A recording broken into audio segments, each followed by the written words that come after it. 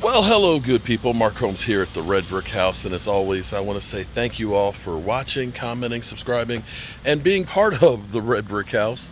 This place has changed so much, and looks like we're getting a little bit of sun. It's been raining terribly all day, and we've got a few things that we want to do to finish off the year here at the Red Brick House. I do want to get my shutters up there, and there's actually, let me answer a question here.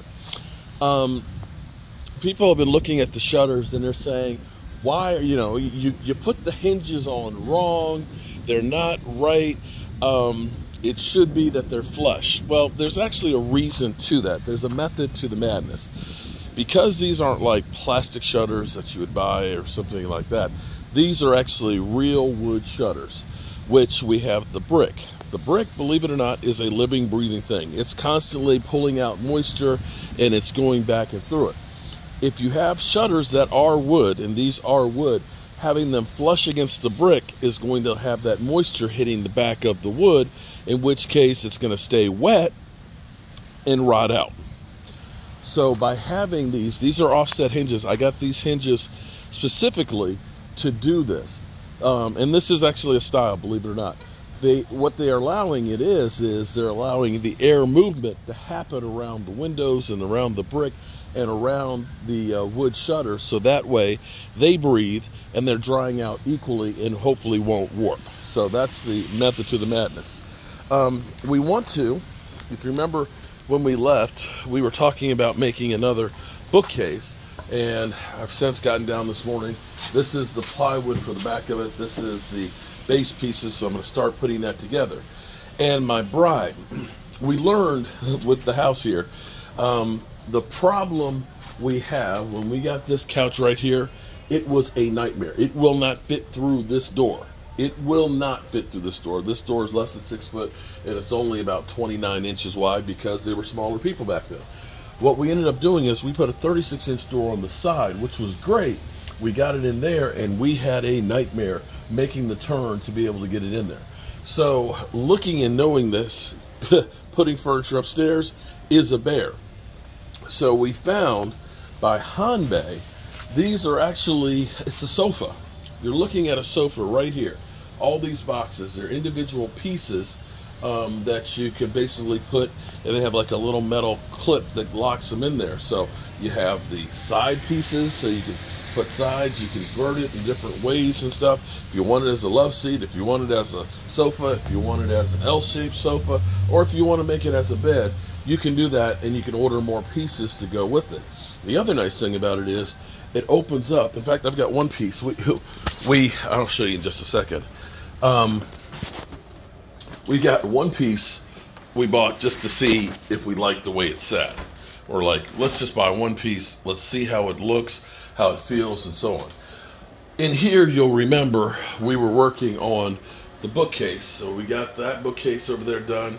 We actually have crown molding in the basement that we're going to be putting up. And I started working on the mantelpiece. So this room is coming along.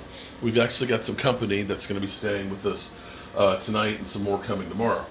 But I have the bookcase pieces here. So we're going to be putting in a bookcase right here to match over there. And I have a cordless miter saw. I love my cordless miter saw. I love my cordless tools. The only problem with it is it's not a really big miter saw. And so when you're cutting the crown molding, it's really too big if you're using 3 1/4. This is a DeWalt battery. I've cut tons and tons of wood with it, but the problem is it's just too small for the big crown molding. And it's only bevels one way. If it were beveling both ways, you could do it. So believe it or not, this is the other thing I've been doing. I cleaned up back here quite a bit, and we're moving this over here. This is going to be the new home for this piece. This piece was in the kitchen, but now this is kind of our pantry mud closet. What we're going to do is we're going to find an old sink. We're going to go to the antique store tomorrow so we can find an old sink that we can put right here. So we'll have a sink to clean our brushes. I can clean up and, keep the wife happy and so on. And we have a cabinet here that we can, if we're doing plants or something like that, we can keep a few miscellaneous tools. And we have our reclaimed door that we got from Charlottesville. I'm going to frame this up and get the entranceway for this so we can actually lock this door this way, and we'll be able to make this a very usable space. Maybe put a seat or something right here so I can take my shoes off right here before I go into the house and things. And of course, these are going to become the other shutters for the lower level.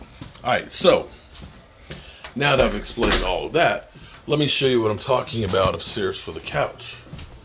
So there's always a lot to do here. We put the other bookcase over here. It's going to look fantastic. Oh, I was saying, so on Facebook Marketplace, I found a person who has a DeWalt 12-inch double bevel miter saw. They're about $650 new that he has really not used. She said he still has the original saw blade on it. That's how little he's used it. That I'm going to go see this afternoon, in which case I can use that to go ahead and cut my crown molding for downstairs in that room. So this is one of the pieces right here, the couch. And what's nice about it is, see, it opens up, and see all these holes are basically so it has a little metal clamp. Now let's see. This little metal piece right here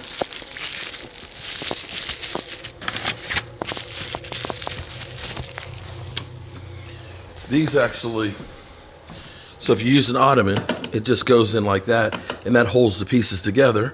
That, of course, goes down. Voila.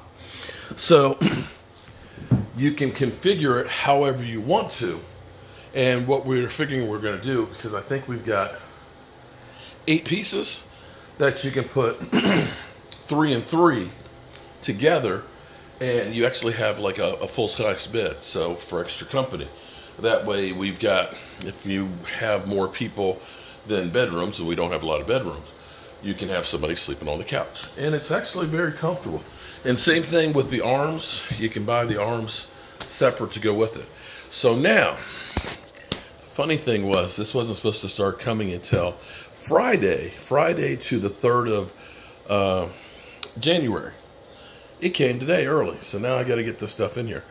What I'm going to be doing is over there, those were my pieces for the bookcases that we're painting and getting out of the way. I was like, yeah, I'll get that stuff painted today, get that stuff put up, and then we can go through and clean up and set up, because we got to sand the mantle a little bit there and get that painted so it looks real nice and so on. So we'll actually have this put together maybe tonight, where it's actually looking like an upstairs space that I can actually use.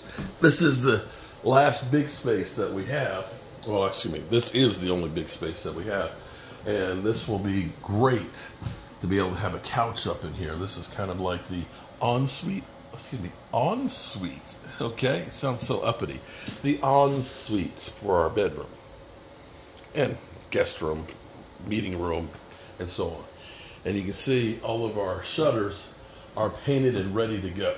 Oh, so much is happening here at the Red Brick House. All right, I got a lot of work to do. Unless you want to come by and help me bring all that stuff in. And then 3 o'clock, I got to go meet the people about the miter saw. Peace.